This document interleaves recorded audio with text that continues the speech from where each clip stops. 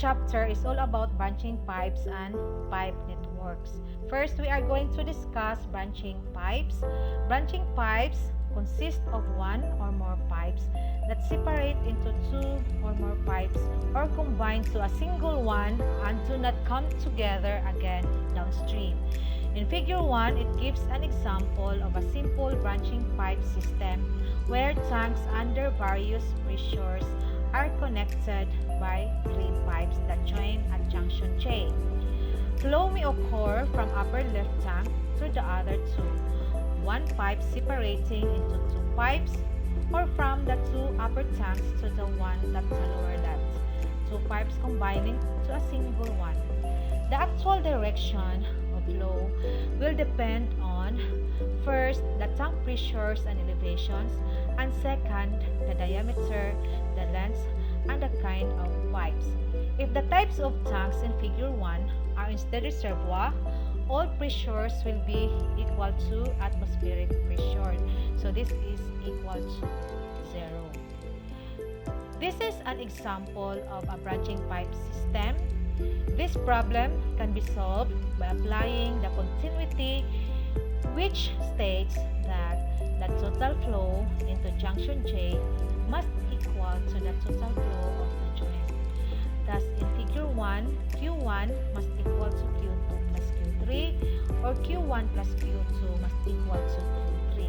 The flow rate in each pipe is computed by one of the pipe flow formulas such as Darcy-Weisbach or Colebrook-White equation based on friction and minor losses and on elevation differences.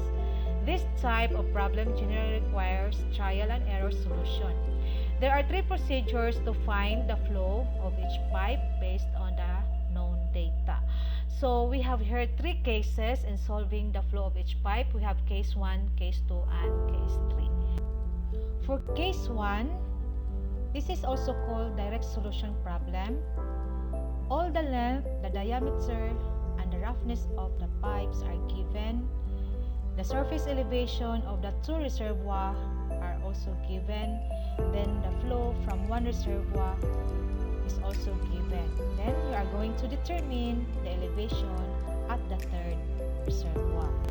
For case 2, we have two methods. We have method A and method B. For method A, we have all the lengths and the diameter and the roughness of the pipe are given. Then elevation of the water surface of the two reservoirs. Then flow to the third reservoir are also given. Then we are going to determine the surface elevation of the third reservoir. For method B, the procedure are assume the value of the head at J, then assume the value of the friction factor F, then determine for the head loss, which is also equal to the friction loss. Compute for the velocity and the flow rate, then solve for the Reynolds number in R. Then you can compute the friction factor either from Moody diagram or from Colebrook-White equation. Then for pipe 3, you are going to determine the head loss of pipe 3, which also equal to the friction loss of pipe 3. Then compute for the velocity and the flow rate of pipe 3. Then compute the Reynolds number of pipe 3. Then you have to check for continuity equation. For case 3, all the length of the pipe, the diameter, and the roughness are also given. The elevation of water surface of all reservoirs are also given. We are going to find the flow of all pipes. The procedures are, first, assume that the flow rate of pipe 2 is equal to 0. Thus, the head at junction is equal to the energy head of reservoir B.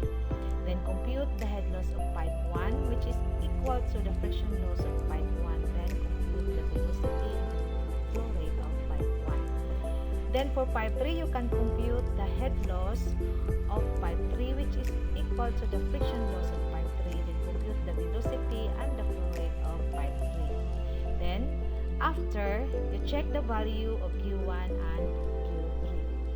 If Q1 is greater than Q3, then Q2 is toward reservoir B, and the head at junction J is greater than the energy head of reservoir B.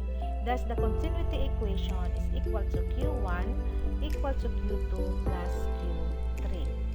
If Q1 is less than Q3, then Q2 is toward junction J, and the elevation of the energy head of reservoir B is greater than the head of junction J. Thus, the continuity equation is Q1 plus Q2 is equal to Q3. Then proceed with solution using case 2 method B. Again, this is the case 2 method B, and the procedures are from 1 to 10. For the next slide, I am going to give you an example for the 3 cases. For sample number 1, that is an example of case 1. Then for sample problem number 2, that is the example of case 2. Then for the sample number 3, that is an example of case 3.